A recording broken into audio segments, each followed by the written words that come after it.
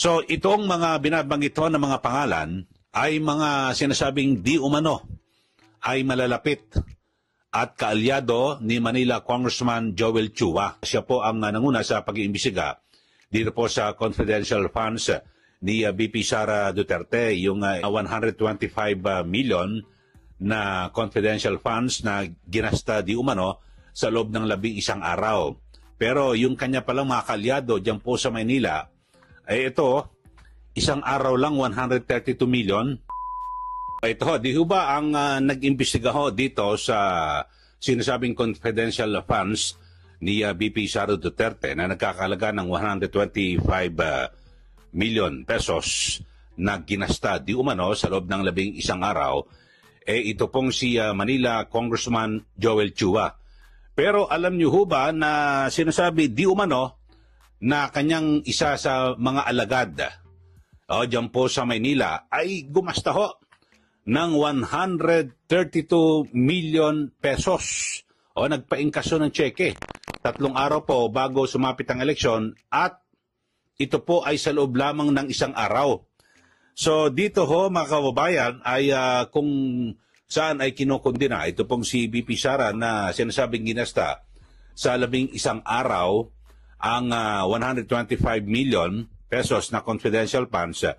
Diyan po sa lungsod ng Manila, yung sinasabing di umano ay tao ni Congressman Joel Chua na nag-imbestiga dito po sa confidential funds ay 1 araw lamang po yung 132 million na tumataginting. Grabe ho ito mga kababayan. Ito, panoorin ho natin itong naging pahayag mismo ni Mayor Isko Moreno Dumagoso sa kanyang inaugural address dyan po sa lungsod ng Maynila. Ito, panoorin ho natin In one day, they authorize one person to draw 3 checks in one day. Kaya siguro may bolt sa opisina ko. Isang tao lang. Isang araw lang. May 9, 3 days before election, pinag-cash advance ng 132 million pesos. Ayan po siya. Pogi.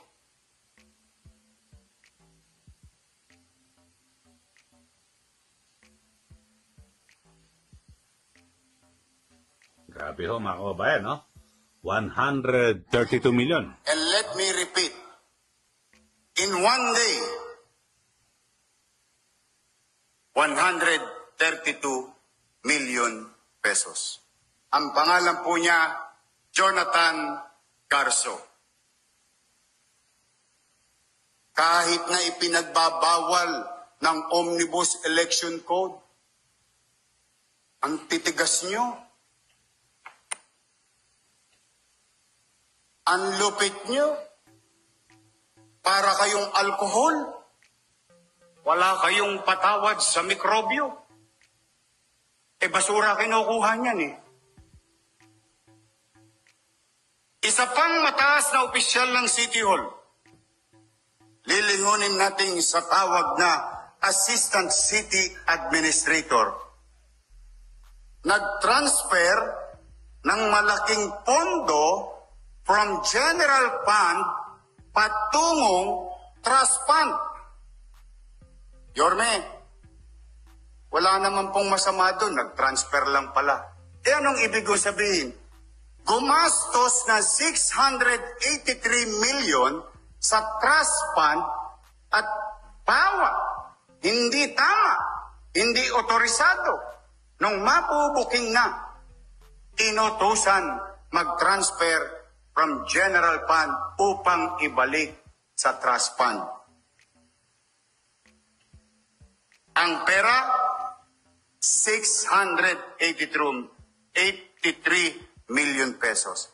Ayan po siya.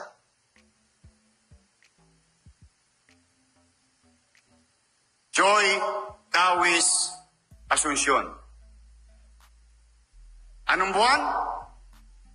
January to March. ng walang authority.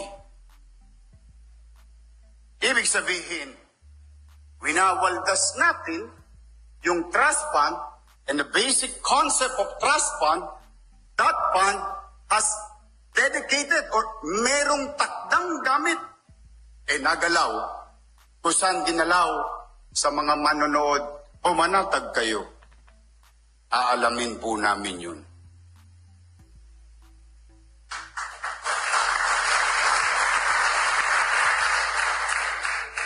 Sa kasagsagan ng eleksyon, isang empleyado ng City Hall, ang pangalan Fernan Bermejo,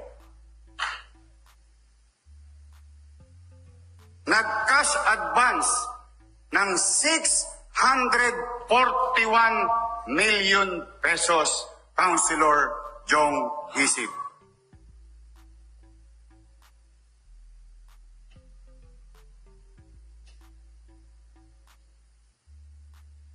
Kasi baka nagtataka kayo, bakit walang pambayad sa 10.2 billion?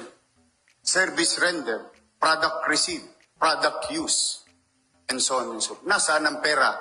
Unti-unti ko nang ipinamumulat sa inyo kung nasaan ang cash. Ayan po siya. Kung kanina, si Joy Dawis, first honor.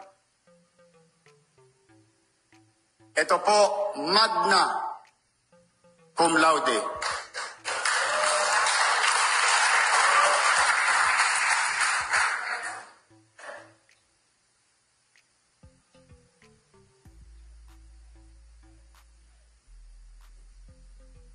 Ang susunod, ang summa cum laude.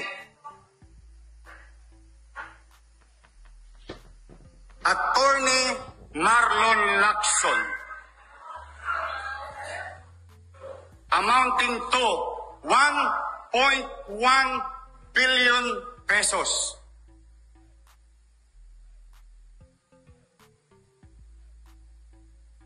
Sila ba'y may krimen na ginawa? Hindi ko po alam. Ano bang ginawa nila sa pera? Hindi ko pa po alam. Pero sigurado ako, one way or another, malalaman ko rin may nakinabang dito sa session na ito. Yun ho. Nako, grabe ho mga kababayan, no? Yung ibinunyag ni Yorme Isko Moreno na kung saan ay talagang limpak-limpak ho na salapi. Ang wala pa naman ho siyang sinasabi kung saan napunta. Or ito ba ay ibinulsa ng nasabing mga opisyal. Pero maliwanag ho rito, mga kababayan, na talagang meron hong meron hong ginawang hindi po karapat-dapat. Kasi ho, biruin nyo, ito, katulad na lang ho nitong si yung sinasabi ho natin kanina na 132 million pesos na inilabas. Biruin mo, 3 araw bago mag-eleksyon, ipinagbabawal po yan ng COMELEC eh. Di po ba? At siyempre, kapag ganyan, naglabas ka sa panahon po ng kampanya ng pondo ng bayan, ano po iisipin nyo? Kayo ho? Siyempre, ito po ay sigurado o maaring ang persepsyon at paniniwala ng marami ay gagamitin po ito sa kampanya sa eleksyon. Di po ba? So, yun ho mga kababayan. Ulitin ho natin, ito sa loob ng isang araw ay inotorosihan na mag-encash ng 132 million pesos na cheque 3 days before the election. At eto ho, kaya pala sabi niya, bigla nawala raw ho yung may mga bolt huro na walang laman sa kanyang tanggapan. At itong si Joy Dawis Asuncion, dating city councilor at siya po ay nagsilbing assistant city administrator, ay siya po ay nailista na tumanggap po ng 683 million cash advance.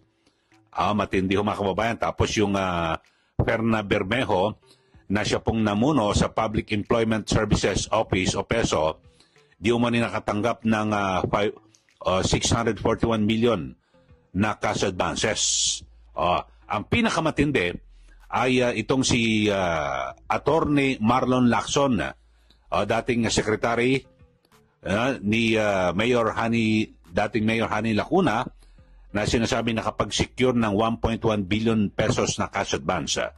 So itong mga binabanggit ho ng mga pangalan ay mga sinasabing di umano ay malalapit at kaalyado ni Manila Congressman Joel Chua, na kung saan ay siya po yung, di ba, naging chairman ng House Committee on Good Government and Public Accountability noong 19th Congress, at siya po ang nanguna sa pag-iimbestiga dito po sa confidential funds ni VP Sara Duterte, yung issue kanina binabanggit ko na 125 million na confidential funds na ginasta di umano sa loob ng 11 araw.